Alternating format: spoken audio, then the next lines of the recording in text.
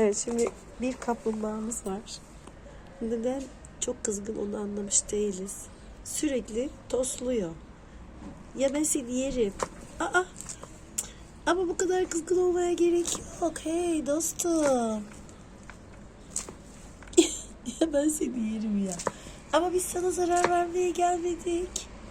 Ama biz sana zarar vermeye gelmedik kuzucuk. Ya.